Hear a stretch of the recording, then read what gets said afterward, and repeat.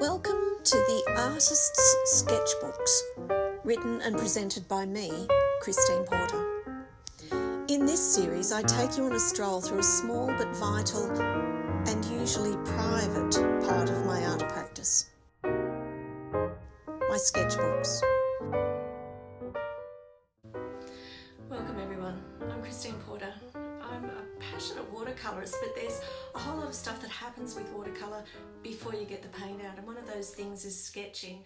Now, one of the things I love most in the whole wide world is going out in the paddock and doing some drawing. And our last little video was about that. It was just about the joy of getting some words and some pictures down on paper. Today, I'm going to show you a different sketchbook. This is a sketchbook that I took away with me to go to Norfolk Island with the fabulous Harry Westerer on a painting trip that he took. Now, I can hear you say, but aren't you a serious proper artist? Well, I am. I've been a full-time painter now for nearly 30 years. Nearly exactly 30 years, actually. And the thought of being on a subtropical island and just following along and learning things was a wonderful opportunity. So I took it.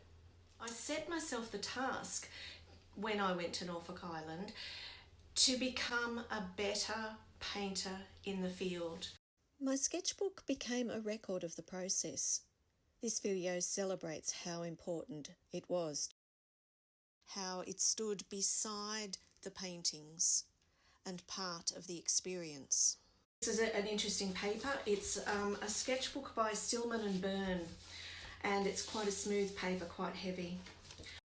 This is watercolour pencil, and I really enjoyed doing it, but it started to rub a bit, so I don't think that I'll use this again. I found that using the fine black pens were the best and easiest way to draw what I was seeing. They didn't smudge for a start.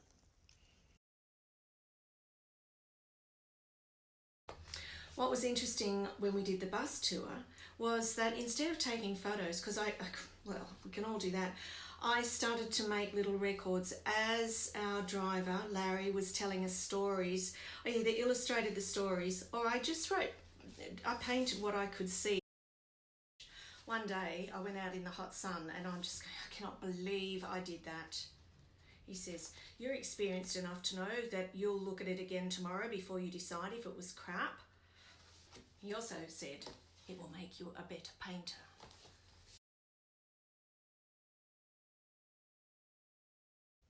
I did a lot of painting while I was there as well, not just in the sketchbook, but the sketchbook was an important part of that process.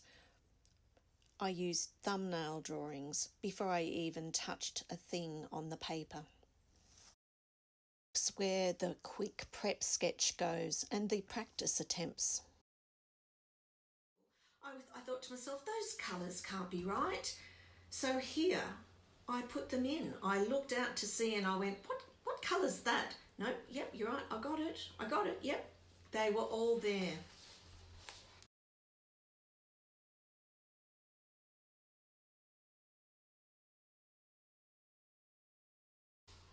We went to a church, and that afternoon we worked in the field near the 100-acre wood. That was when I realised that the landscape isn't much more different from a shearing shed. It's still got the same sense of order and the same sense of relating to other things.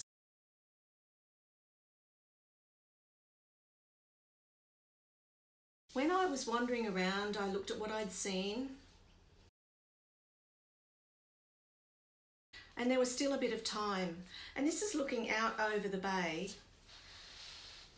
and I wanted that bit of blue. I wanted to paint that blue. So I'd done my drawing, I had quite a restful time, and then I put the blue in, and before you knew it, I got it just like that. I went, aha, that's it. And you see, we've got to work through until we get to the aha moments. Once you get to the aha moments, it's great, but you've got to do that. The next day we were at a different place. It didn't work. These two paintings are perhaps the most important paintings because they didn't work, because the paint didn't blend properly, because the brush didn't let the paint flow, because the colours were inaccurate. The next minute, there it was. I drew what I saw. I drew the way that I draw. Start with the thing that's interesting to me, continue to build it out. By this page too, I realised I wanted to explore the way this page was designed. It's about the brush mark rather than the line with the colours into it. Notice here too the way that the sky flowed in over the landscape, so it became part of it.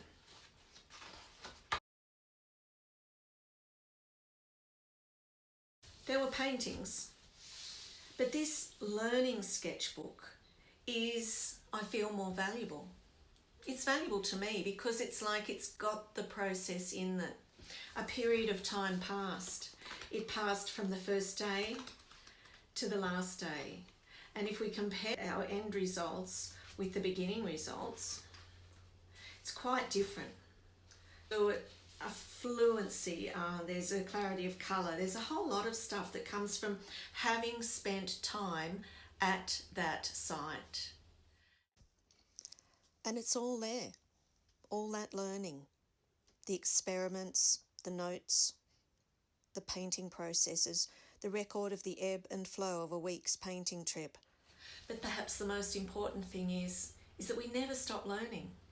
It doesn't matter how many thousand paintings you do, how many etchings you create, whatever.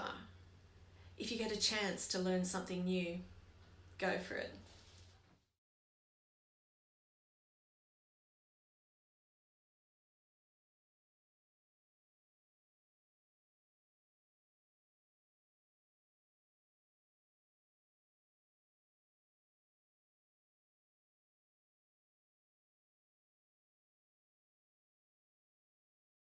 So today, I feel like I made a bit of a breakthrough here. So what happened today was I began to think back to people I'd seen working before, and I remember way back in the beginning when Fred Bates was my teacher.